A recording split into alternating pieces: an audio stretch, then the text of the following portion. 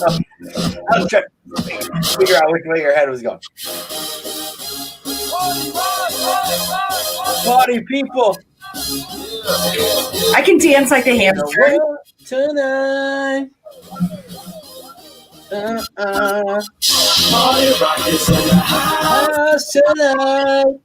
don't know that you should sing.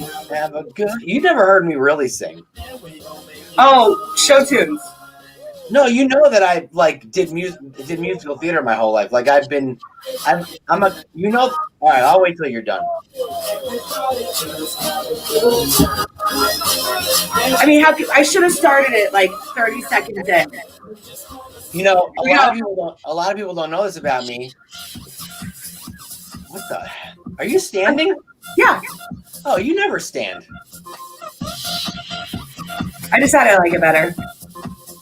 I was gonna do the Running Man, but it's hard to do. Look good. All right. You can only look good doing the Running Man if it's 1985. What I was gonna say was, a lot of people don't know this about me. I mean, people that are close to me do, but I did musical theater like my whole life. We talked about it like 100 times. One day I'll get on Command Your Morning and I'll sing for reals. One day. Caryn, I'm actually a little bit insulted that you would make that face because I'm actually a good singer. Well, maybe I'm projecting because I'm a really bad singer. What?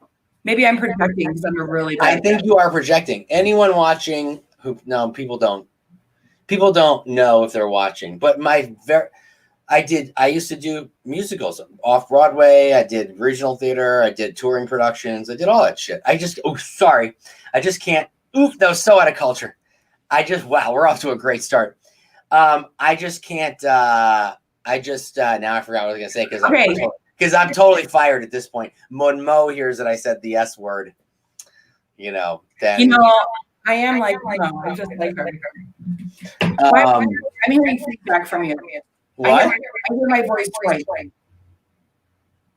I don't know. Maybe unplug that. You know what? Unplug the microphone that you just plugged in, and then when you learn how to use it, you'll get it right for Wednesday. How about that?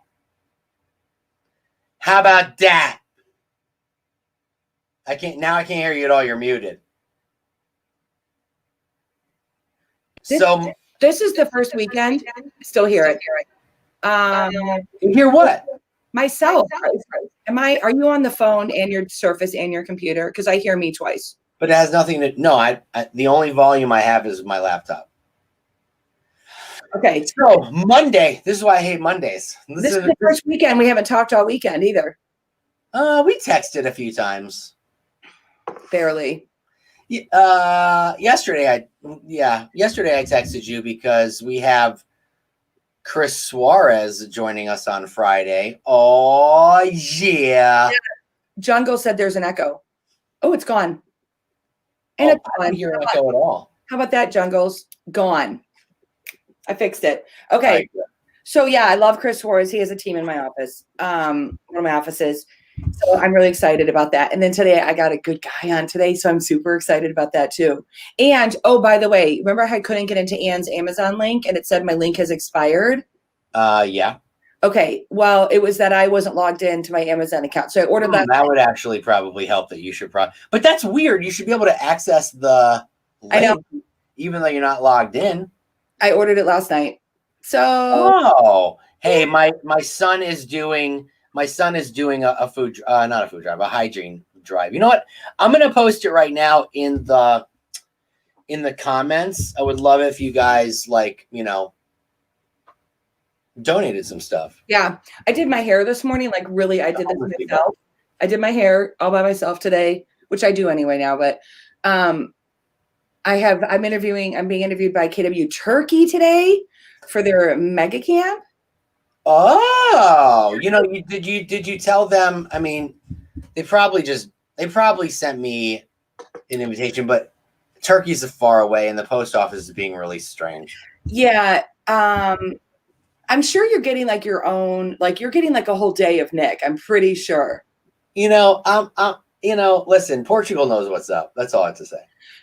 Let's talk about that. I mean, I was the keynote speaker for KW Malaysia one night. Did you know that, Nick? Or maybe it was Phil. Yeah, was it Philippines? I was keynote speaker for KW Malaysia, or maybe it was Philadelphia. By the way, can I just say, everyone? All right, listen. The mugs are in.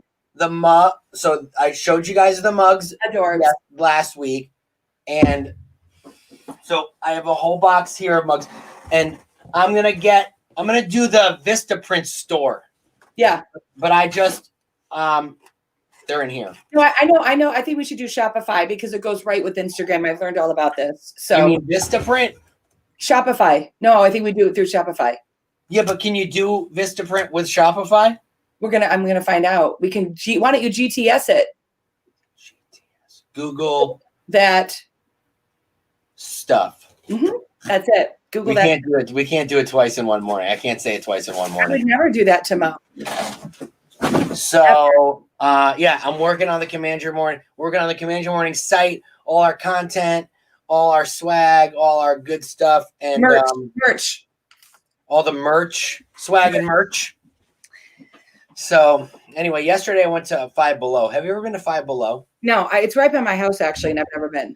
Well, it's a place where you go when you have to get Christmas presents for kids that you don't really like. No, I'm kidding. No, but I went there yesterday because we're trying to keep my kids occupied, because now all they want to do is play video games and watch YouTube because they're like, settling into this quarantine thing. So I went and I spent like $100. For $100, you get so much stuff because everything is for $100. Do you get like 20 things? Yeah, like nothing's more than $5. Right. So I got like this science experiment kit. I got this homemade slime kit. I got these games for them. Like this, I got. I don't need to know everything. I'm good. I went to Target. I got paint there where they can paint. That's enough. And then I got, what's Caryn? When you tell me that you don't want to hear about something that I'm talking about, I just keep talking about it. I know you know what you are. You're like that kid in third grade, Nick, that like was so mean to me, but it was really because you really liked me a lot. Not in the romantic way, obviously. Was it like the kid in third grade that would, like the boy that would punch the girl in the arm like so hard, but he really had a crush on her? Yeah. But that was totally like domestic violence. Yeah, that was domestic violence. It was like the third grade version of it. Or is it educational violence? I don't know, but now you couldn't get away with that. Well, I did it because I have a crush on her. Like, what? No, you can't get away with that. No, it's because you like her. But that's what I used to say. I used to be like, it's because you like me. It's okay. I know he punches me in the arm because he loves me. He likes me a lot. No, you can't do that in third grade. Now it's bullying, really. You know what I mean? I mean, the stuff that we put up with in the 80s in school, we got the shit kicked out of us. Right? Oh, so when you were, were you very popular in high school? Fairly, yeah. I was just friends with everybody. I didn't have like a clique. I went to, and only one junior high fed into my high school. So we had the same people from 6th grade all the way through, which was really were you like, okay, so you were just kind of friends with, you just kind of like went from group to group to group. In high school, it was weird for me. I was cheerleading squad. You what? I was captain of cheerleading squad. Oh, well, that's popular. Yeah, but it wasn't. Yeah, I was on student council. All that stuff. Yeah, I got charitable grades, but I did a lot of stuff. I had a lot of. I was like a sophomore, and all my friends were seniors. Yeah. So I was the cool. I do a lot of business with friends from high school because I believe if I've known them that long, and my class was very entrepreneurial. And so we just hired for our title company, a guy I went to high school with. So last week I posted a picture of us in high school in his parents' basement drinking. I saw the picture you posted. Yeah. And then there he is today, and we're still friends and now we're in business together. And I love that stuff. Yeah. And so it's so funny. There was, speaking of which, there was a question in another real estate group that said, have you, I was working in open house and my ex-boyfriend walked in. Yeah. I didn't know what to do. Nightmare. What? That's like my nightmare. Well, what's funny is that I actually sold a condo to my ex-girlfriend and her husband. And I was like, this was like a decade or more after we broke up, obviously. But I was like, listen, I'll take that commission all day long after all that money I spent on her when we were dating. Right, all those dinners and stuff and cocktails. That girl from me. All right, listen, can we bring in our guest now? Yeah, sure. I mean, I'm waiting on you. Let's go. And we were talking about the 80s, and I think he was born in the 90s. So this is about to mess me. Oh, he's a grasshopper. We have another young guy. I mean, I don't know if he's going to dance to this song, but he has to.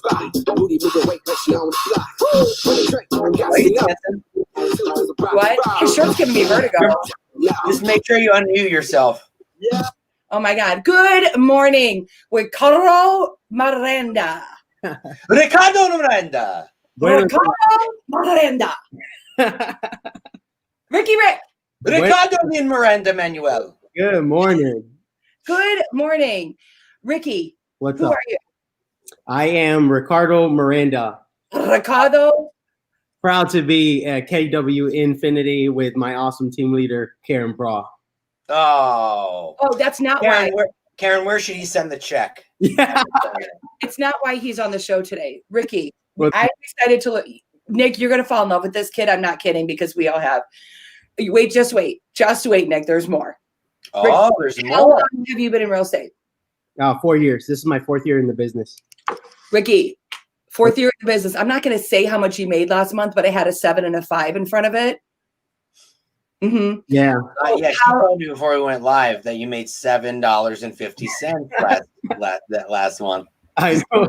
No, she told me that's crazy, dude. How many units is that? It was 11 units. Do you have a team? I'm starting to build one. So it was all you? It was myself and my transaction coordinator. Oh, I gotcha. Yes. Yeah, Liz Downen. She's awesome. Was that your best month ever? Yeah, it was my best month ever. And units and GCI. And so that's, what is that, like 3 million-ish? 3 million in production. Yep. And okay, so Ricky, I just want to say something real quick because I'm reading this. No, I got to say this. Oh, just wait. No, I'm reading. Well, first of all, I'm reading this book, The Psychology of Money. Oh, nice. And our amazing CEO emailed me and told me I should read it. So I'm reading it, and it's freaking phenomenal. And Kimberly Meserve read it as well. And the reason why I'm bringing it up is because it talks about how, like, really real estate money is the only thing that, I mean, you don't have to go to college to earn that type of money, right? Like you don't have to go to college to become like an expert in stock market or whatever the case may be. Mm-hmm. And so it's amazing that, like, you're how old? I'm 32. 32, and you just made like 3 times the average salary in America in 1 month selling real estate. You know what I mean? Like, that's just, what are you going to think you're going to end the year with? I'm going to end the year like at $250,000 in GCI, 250,000. Dude. Yeah. Okay, so Ricky came over 4 years ago when a Weichert merged into our company, and he was a buyer's agent on a team. Mm-hmm. Okay? And that was your first year in real estate, wasn't it, Rick? Yeah, I left corporate America that year and jumped right in. Yeah, and the evolution of what he's done. He's on the ALC. He's an investor in a market center with us now. He buys rental properties. Like, he's got it together. So I'm excited. He shares quotes every day. He's into reading and learning and growing and leadership. And he was an ATL for like a minute. It wasn't for him. He makes way more money in real estate and with me. But we got to share an office every day, which I love this kid. So Ricky, what is your bilingual? Hola. Yep, bilingual. That's a big weapon in my arsenal there. Okay, so Ricky. Oh, go ahead, Caryn. Sorry. I mean, you already know Ricky. I'm just asking a lot of questions. I don't know Ricky, so I'm just trying to get to know him. Go ahead. You could ask him questions every day. Like, I don't get to do that. Okay. Go ahead. Ricky, so you were in corporate America. What did you do in corporate America before you came into real estate? I was in sales for automotive parts companies, Napa Auto Parts, CarQuest Auto Parts, O'Reilly's. So I've been in sales. I think I've been in sales like since I was a little kid because it was just something that I gravitated to. But professionally, since I was 17 years old. So when you were at Weichert and then Weichert merged with KW, did you just kind of go along with the flow, or were you kind of thinking about, like, were you looking into KW to see if it was a good company to merge with? No, I trusted my leader Jeff first time. So I didn't question his decision. I knew he had done his research, and I was all in. So I wasn't. It wasn't. No, I was just like, cool. That's what you want to do. Let's roll. So Weichert, they have a lot of Weicherts. I'm from New Jersey originally. There's a ton of Weicherts, and it's like, I feel like it's where where agents go is they go to the Weichert school to get licensed, and they just join Weichert, and they get 50% of their commission taken from them, forever. When you joined KW, did you just all of a sudden start to understand and learn things that like no one had ever showed you before? Absolutely, without a doubt. One of those things was I increased my financial thermostat.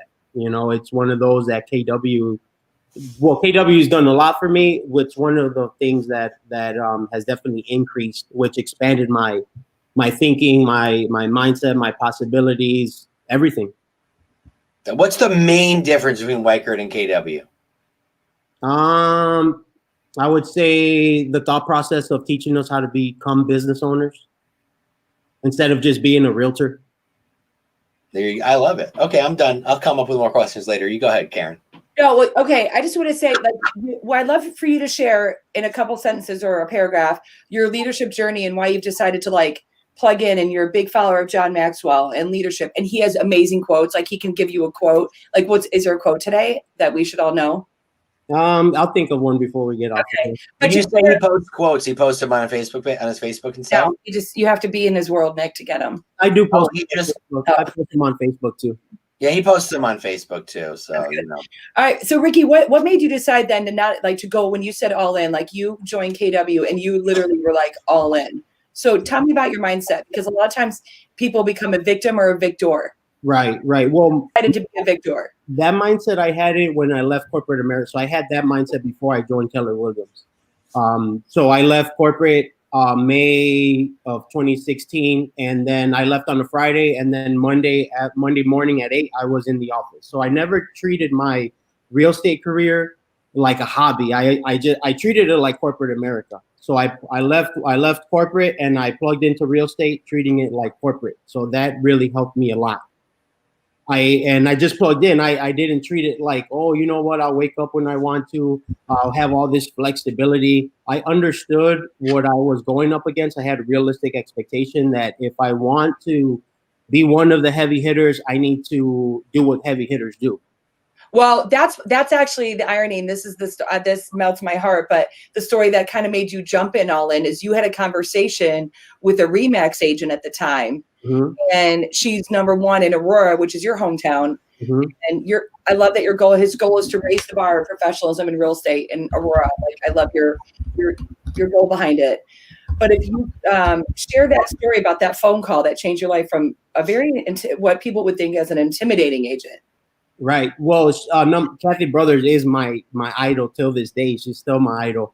So what happened there is I left early on a home inspection because I was selling a home to my district manager at the time. I wanted to show him that I could do both at the same time, which you can't, I can't. And I left early, and she called me and she said, "Hey, there's not a license in the state of Illinois. You need a licensed real estate agent present during the home inspection." And she called me on my crap. She called me out, and I was going back to the store for making my sales calls for that day. And then I just had this nasty feeling in my stomach that I understood, okay, Rick, if you want to do this at a high level, you have to do what high level people do. And at that moment, I decided internally that I was going to leave corporate. But I still had to go talk to my dad and my wife just to make sure, we were all in alignment. But I decided I needed to get permission, which I had that conversation that night. We put a game plan together, looked at the finances, make sure I had enough money in reserves to, if I didn't get a sale for 6 months or 12 months, my family would be okay. And then got their blessing, and that's all that I needed. And it was that one conversation that triggered you to go, if I'm gonna do this and be a professional, this is what it has to look like. Right. Well, when your idol calls you out on your crap like that, at least for me, like that hurt. It was painful enough to get me off the nail. You know, it's the analogy of a dog sitting on a nail, right? If the nail's only coming up this much from the deck and he's sitting on there, it's not that uncomfortable, right? But if I go underneath the deck and I hit that nail with the hammer, and all of a sudden that nail's sticking out this much, the dog's gonna move its tail, and that's basically what she ultimately did for me. And now we're business partners in the market center as investors. Yeah. So fast forward 2 years later, Nick, we were all sitting in a room together, and Kathy Brothers had come and joined KW, and we were in a potential investor meeting for a new market center, and Ricky was in the room too, and he told the story to her that she was a defining moment. And so you never know. She didn't know the impact she was making in that conversation. Absolutely. That's awesome, man. What do you see for yourself within the company? Like, where do you want to go? I want to stay in production until I have solid systems and models running with my team. And my passion is leadership. So eventually I would love to go back into some type of leadership role, just because I feel that my purpose on earth is to be a leader and influence as many people as possible. So that's what long-term I want to be in some type of leadership role.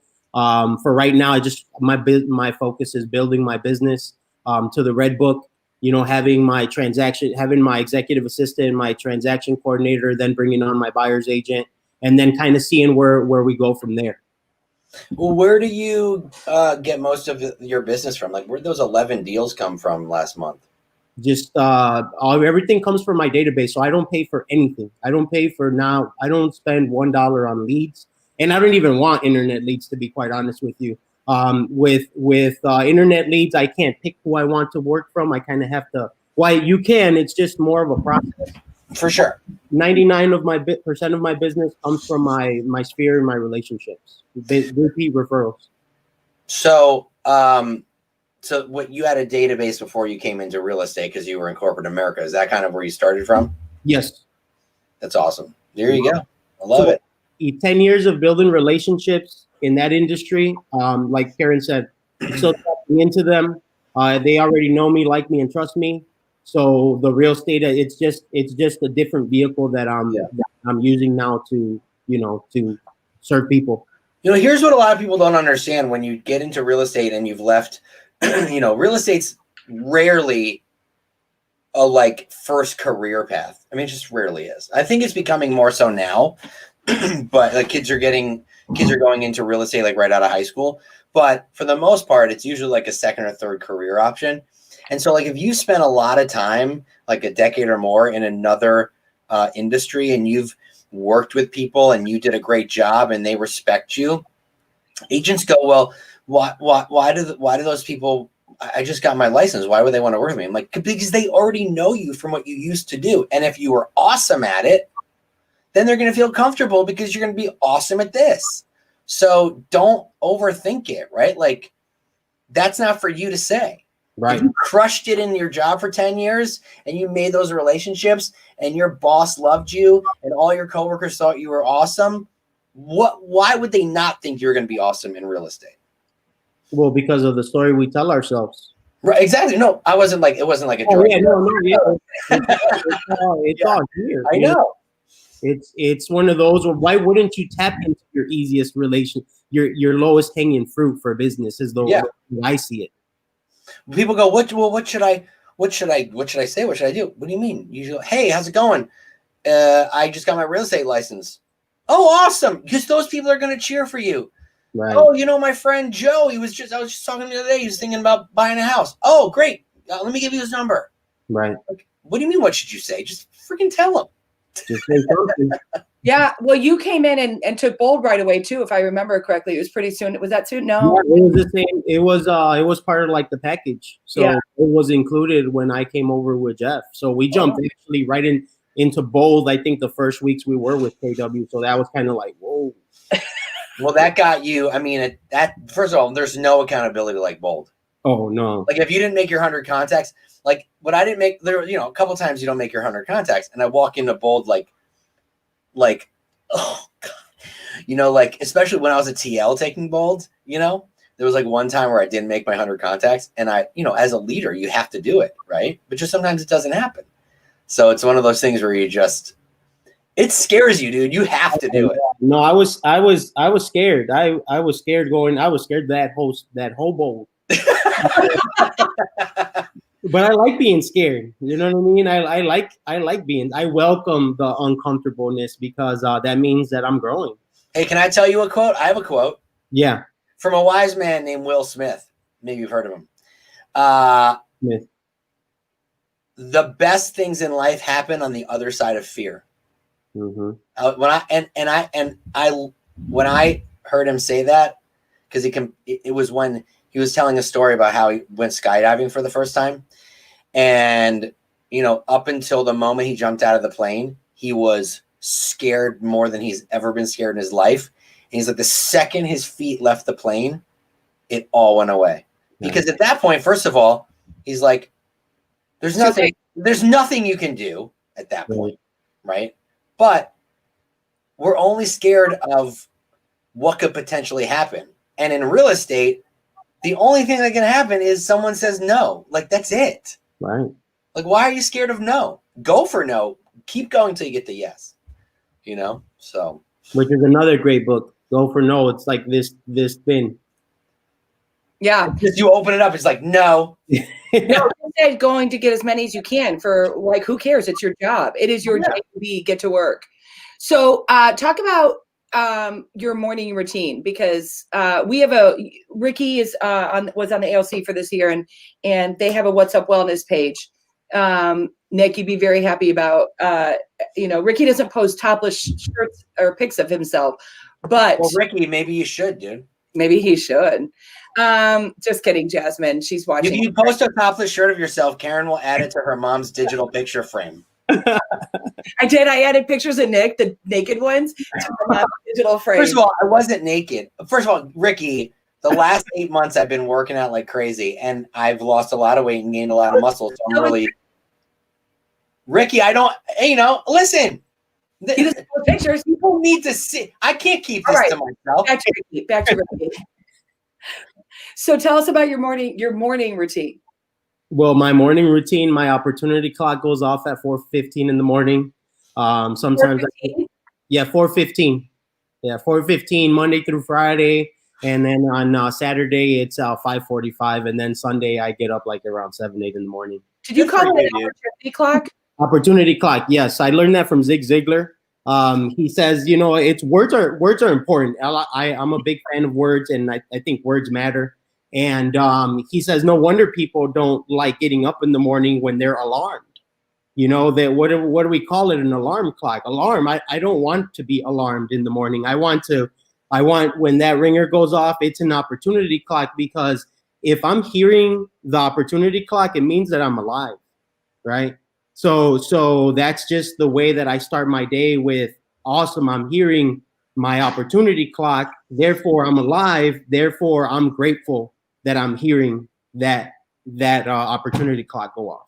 We should create an opportunity clock, like not an alarm clock, like create a clock that has all motivational quotes that wake you up in the morning. Ricky could write it.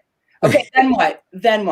And then I get up and I'll read a little bit. I do a daily John Maxwell daily reader. It's a 1-page read, and then I do my daily devotional, and then I just get ready to go out and work out. I work out at 5 in the morning.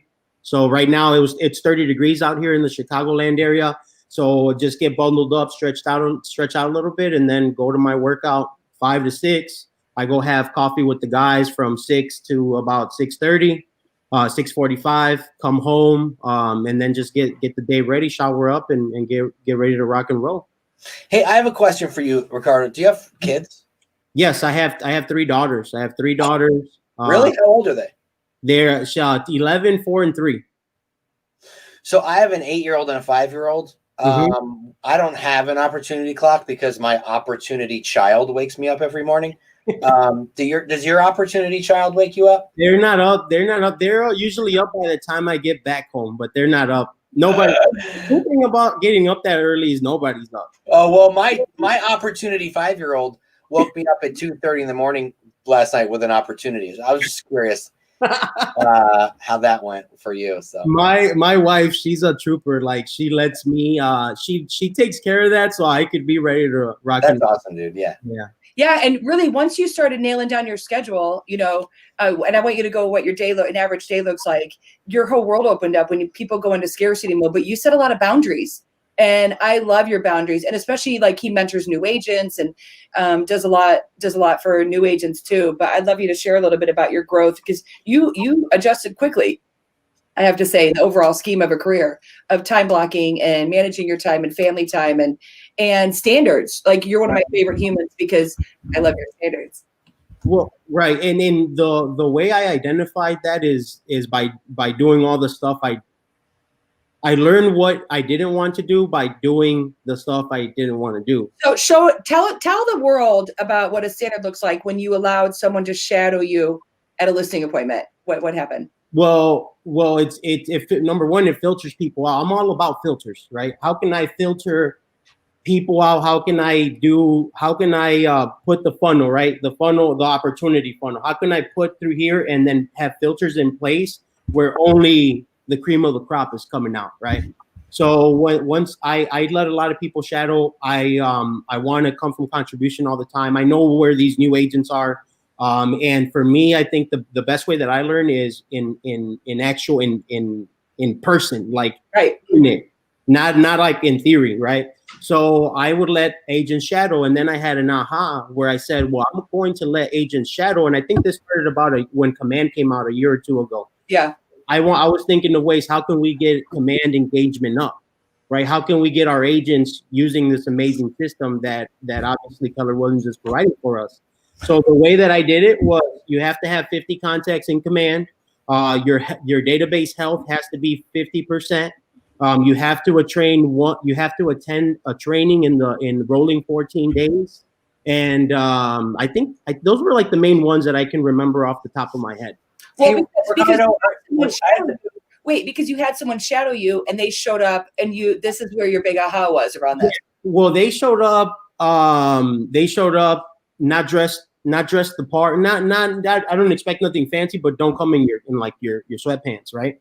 And then this other agent, what I realized is I let him shadow and he's on the phone the whole time. Right? So I do none of these things in my appointments. Therefore, I'm not going to allow somebody else to do them in my appointments. And that's when I had to draw the line where I learned this from Gene Rivers. He said, I only want to help those who want to help themselves. Yep. Hey, Ricardo, are you saying that last month you did 11 units and made 75,000 GCI using Command? Yeah. Well, yeah, I only use Command, actually. Are you saying that Command isn't broken and that it works? Yeah, it works for me. Shoot. It works. Are you saying that KW gave you a free technology platform and your ROI is 100% on Command? 100%. I mean, okay, cool. And I just wanted to clarify that it was working and that you made money from it and that you made a lot of money. Just wanted to clarify that. Okay, yeah. Carry on. So when you set in the standards, then it showed people what you expect, which is like, that was, I think I called you right. I was like, this is the most amazing post I've ever experienced in my life. Thank you for setting standards and saying, hey, you get the opportunity to shadow me that I worked hard for to get that listing appointment. You're not going to ruin it for me by the way you show up. Right. Well, because the client on the other side, they don't know any better. Perception is reality. For all they know, that person's on my team. Yep. Right. And now we're representing not only the Miranda group, we're representing Keller Williams, right? We're ambassadors of our companies. And how are we showing up? I don't want to show up like the average agent does, right? Because I'm not an average agent. So that's the expectation. Yeah, at the same time, how can they meet an expectation that I'm not setting? Right. So where was my DNA in that? Well, I identified where my DNA was at. I took ownership and then I adjusted. Try, fail. Another question, Ricardo, because I've been with KW for 14 years and went from agent to team leader, now regional tech trainer. And so like, as you move up into leadership positions, you start to think a little bit differently. And so you are clearly doing things that you weren't doing when you were in corporate America. And I know you're married and you have 3 kids, and You went from Weicker to KW. Now you're speaking the KW language. Do you ever find that your wife tells you, finds you coaching her by mistake, and you're like, she's like, because my wife finds me. I did not tell him to say. No. My wife, when she's feeling like she's in a bad mood, I try to like, and she's like, "Don't you dare KW, right? Don't Don't Keller Williams me right now." Do you ever find yourself doing that, and your wife's like, "Excuse me, are you KWing me right now?" All the time. It becomes who you are. You can't even. Right, I know. Avoid it. No, you know what he did? She got her license. That's what he did. Yeah, she's licensed now. So okay, got it. Yeah, she's licensed, but I still run into that. Just because she's licensed doesn't mean I don't have that problem. Yeah. And she's like, "Hey, dude," and I'm like, "Oh crap," Tell me more about that, Jasmine. Yeah. Thank you so much for saying that. May I ask you another question? Yeah. Well, how did it leave you feeling? I'm just asking questions. Why do you think that is? Yeah. Where's your DNA on that? And then Joel does it all the time. I mean, and it's like I'm just trying to help him like self-discover, but then he just gets irritated with me. So it's a work. It's a work in progress. I mean, Ricky, you see that if your spouse, you've seen it around us, isn't keeping up with you or not up with you, I don't want to say it like it's better, but you're learning and you're growth learning, right? It can be very challenging. Right. Yeah. But in retrospect, now another aha that I've had recently is she is the reason that I'm learning the way that I'm learning, because she takes all this stuff off of my plate, which allows me to grow in the areas that I need to grow in as a person. Yeah. Well, dude, I mean, you have little kids. Your kids are probably home, right? Like, our school's open there. No. Yeah. So like here, my wife is the teacher, right? Like I'm down here in my office playing with technology all day. I mean, who has the real job, right? Well, they do. I don't know how they do it. I don't know. That's why they're called our Lady Leaders was from Lady Leader to Wonder Woman, right? Because how women are doing this is absolutely incredible. Like it's incredible. Oh, Nick, it was Ricky who really got me started on the back. It was him. That was Ricky's idea. This. Yeah. Because of course he delivers meals to people in need. Of course he does. Caryn totally totally said that was her idea. Well, that was her. I'm just teasing. You inspired her. Oh, he did. He was. Which in retrospect, I was inspired by somebody else who that wasn't even my idea to begin with. I just shared it, and then look what happened with that, right? Yeah, I think it's great, dude. It's a really good idea. I mean, seriously, like, where is all that food going? Where's all those canned goods going? People don't like to take that stuff with them. You know what I mean? I think it's a great idea. And it's one of those. I was having a conversation this morning with one of my workout buddies, and it's one of those where us in the real estate world, we've been very blessed this year compared to a lot of other industries, right? Oh, for sure. So it's one of those where just because we're making probably more cash than we ever made doesn't mean that everybody else is in that same boat. And I think we need to be mindful of that and help those people who are suffering from this pandemic financially more than others. 100%, dude. I mean, listen, like, here's the thing. The reason why this is different than the 2008, I got into real estate in 2007. And so, in a sense, you just got into real estate 4 years ago, but really 25% of that has been a pandemic, right? So you got into it in a great market, and it was probably like super easy to sell a house. And now you have to start thinking about, well, I mean, listen, things have been better. 2008, 2009 were very difficult. The difference now is the people who, even though we're in a financial crisis and 20 million people are out of work, the people who won't be affected as compared to the financial crisis are wealthy people. So the gap is wide, and he sees more expensive homes are still going to get sold. Right. That's the main difference. And so, are you finding that this is going to be your best year? Yeah, and I think for me, it's actually business is easier now because right now you're training whatever you've been learning. your mindset, all of that is really taken into place, because now people during this pandemic are looking for that real pro that really understands the numbers, understands the market. I think it's easier to get business now, not harder, at least from my perspective. Well, that gap, we say it all the time, the gap is widening between agents who are taking control of their business and their destiny and doing something with it. Those are who are sitting back and waiting and going, well, where's the business, right? Yeah, right. And right now it's one of those where like a business is just it's just easy to come across, actually. If you could give anyone some advice, young or old, to get in the business and succeed at a high level the next 12 months, what are some things that you incorporated into your daily, weekly, or monthly world that has really elevated you as a person, as a business owner, as a dad, as a husband, as Ricky, as we know today?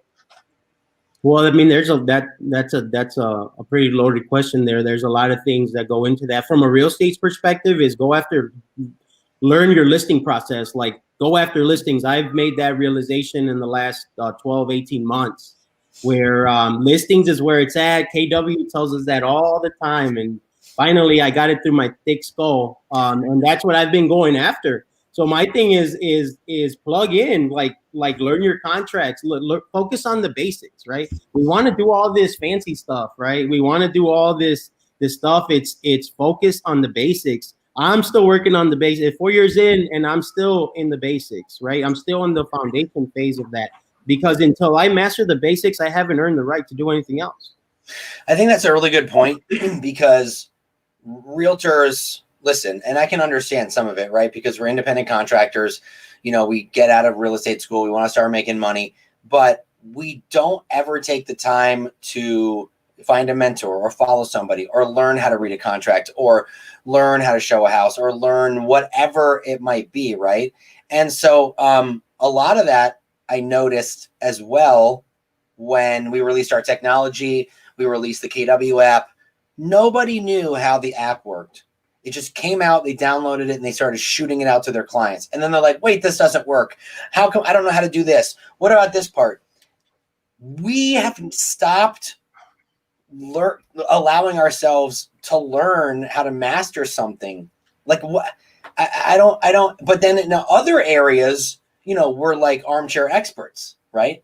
So it's just this interesting thing. And I love that you said that, because now you're having your best year ever, and you got to get to that point. You're not going to have your best year ever the first year in the business. Like I did well my first year in the business. I went from waiting tables making 20,000 to selling houses making about 80,000, because I had my mom. She was my mentor and I was on her team and she helped me get there. A lot of people don't have that. So you got to find somebody, you got to learn, right? Like, so that's essentially what you're still doing. We're all doing it still every day.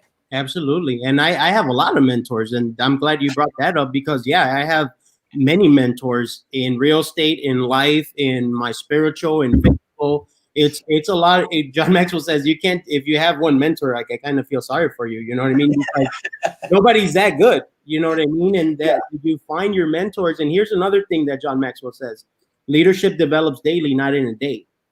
Right. So in leadership, you can change that word to whatever you're trying to master.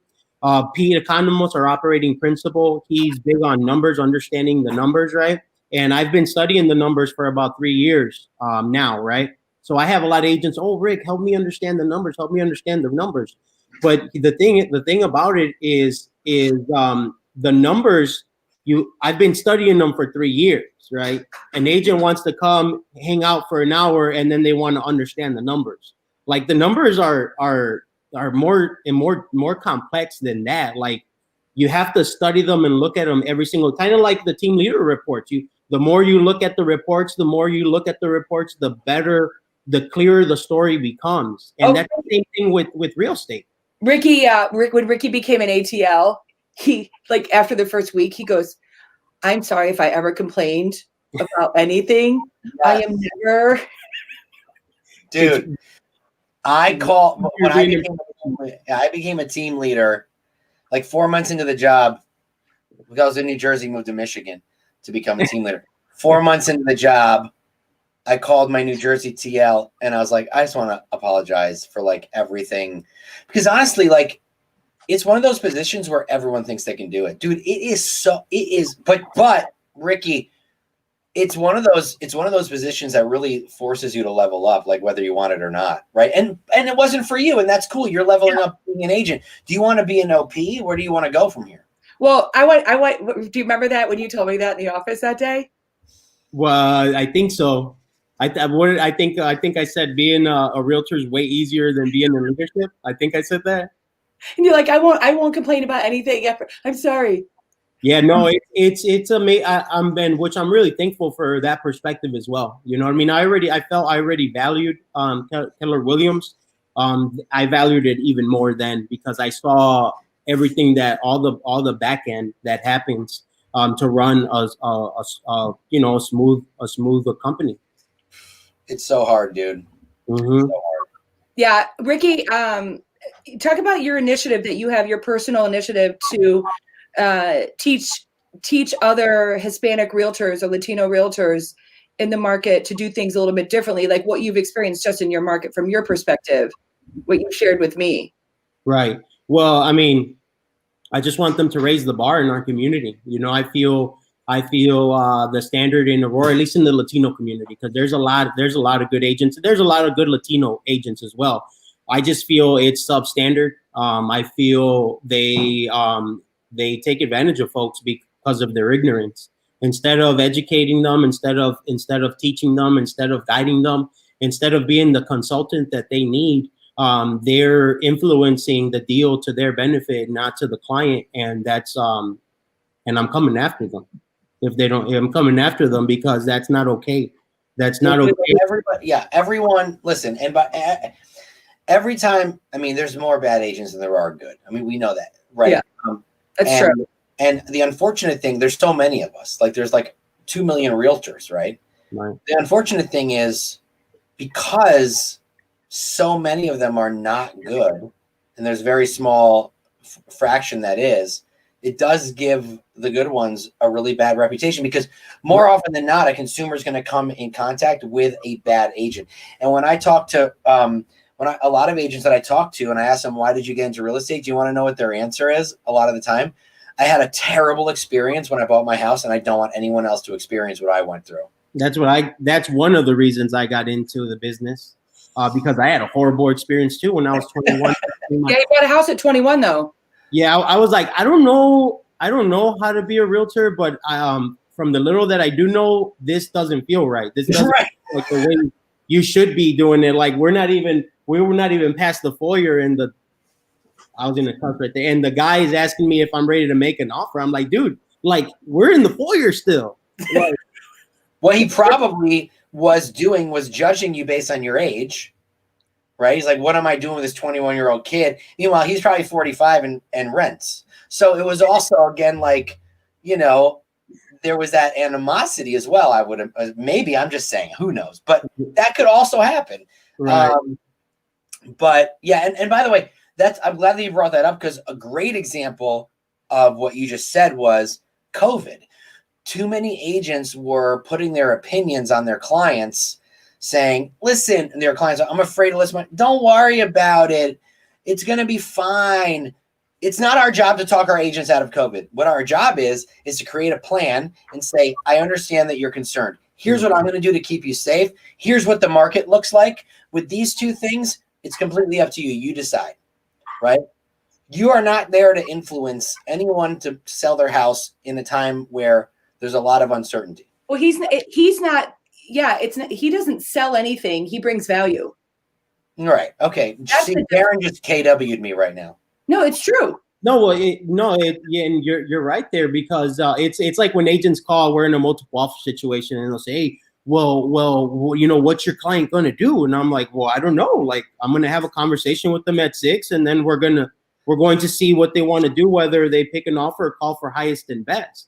But what they're really asking me is like, are you going to influence them to call for highest and best? Well, that's not my decision to make. We'll put the options on the table and they'll choose. And then whatever they'll choose, I'll communicate with you as the agent. Right. Because highest and best offer doesn't mean it's the highest and best it doesn't mean it's best for them. Right. Right. Exactly. It's not about price. especially right now, it's what are the terms? Terms are getting you the deals, not necessarily the price. For sure. And the agent on the other side of the deal, if you're well respected, you know, that's something that could really help, right? If you have a good reputation for smooth transactions. Absolutely. All day long. All day. All day. All day. All right. Day, wouldn't you want to? Don't you want to have like Ricky all the time? I told you, Nick, that you were going to fall in love with them. Ricky, you so fine. I want you all the time. Hey, Ricky. Oh, Ricky, you're so fine. Oh, sorry. How old are you? 32. 32. Yeah. I mean, dude, you know who he's like? He's like a John Reich. I know. Listen, John's a little bit more analytical. Ricky, you know, but like, do you know John Reich? I should introduce you. He's a 30-year-old. Podcast with him. He's 30. Yeah, he's 30 years old. 4 years ago, he became a TL in my region. He grew a market center from 220 agents to 380, almost 400 in that time frame. And now he's the OP of that market center, and he's only 30. And he has no real estate background, but his mind, your mind and his mind are very similar. Mm-hmm. Yeah, I'll send you that episode, Ricky. It's on my podcast of his because I want everyone under 30 to listen to it. But there's a book. It's called The Defining Decade. And it's when decisions in your in your teens and 20s, how they affect the rest of your life. And Ricky already lived it. He just didn't know because his parents are badass. Like Ricky and I, our parents were like, no BS, like, oh, you know, like take care of business. And we don't mind a little fear from a parent. That's how we were raised. Like we were raised pretty similarly in a lot of ways. And it's worked out well because you know what hard work is. And you are like Ricky, you are literally one of the best humans I've ever met. And I'll cry because I love you so much, but oh my God, it's Monday. I was going to cry. How come you never cry when you talk about me? Because just, that I get to be in his world and like how he shows up every day and who he is. And he pushes me. We've had some very serious conversations and very loving conversations. I mean, he broke up with me as an ATL in the car in the parking lot. I'll never forget that, but it was fine because obviously he was making a decision for him, which was best for him. And it didn't deter any future opportunities because he then became an investor. At least he didn't break up with you via text. So. No, he just has high integrity and standards. And I love how much he loves his family and his wife and his world and how much he cares about people. So thank you. Yeah, for sure. I can't, damn you. You're a little heavy for a Monday here. No, it's not. You know why? Because I'm going to play, oh, Ricky, you're so fine. You're so fine. You blow my mind. Hey, Ricky. All right. Will you come back and inspire people? Because you are, Nick, are you inspired by this kid? I'm about to cry right now. You know what? I got so much Botox last week that I can't cry. I don't think. That's why she's crying because she's trying because it's hurt. It almost hurts to cry. Well, I was afraid of the shutdown, and so I was like, load it up. Like I'm mad right now. Totally. So right. In my face. I definitely want to thank you and Nick for having me on here. It's a great honor and privilege to be on this awesome platform of yours. So thank you. You're so sweet. Hey, I had to do a screening call with Ricky, an interview. I'm like, Josh team didn't even make us do a screening call. Ricky's like, what is it? What is it going to like? How is it going to benefit? What's going to happen? Like, I was like, wait a second. This is like a screening call through your production company. Like what's happening? Josh team didn't even require that. I just want to know the expectation. It's all about expectations, right? I mean, expectations. Like I want to be like him. If not, I don't want to take something that I'm not going to be able to meet. Standards, expectations. Ricky Miranda, where can people find you? They can find me at Ricardo Miranda at kw.com. They can find me on Facebook, and they can call me on my cell 630-386-0280. Hey, I just friended you on Facebook, so make sure you accept that. Ricky, I'll go in there right now. Here we go. All right, everybody, have a powerful Monday. If that didn't get you going, get up, do your job, take standards, take expectations, get it all done. Pay your dues. Pay your dues.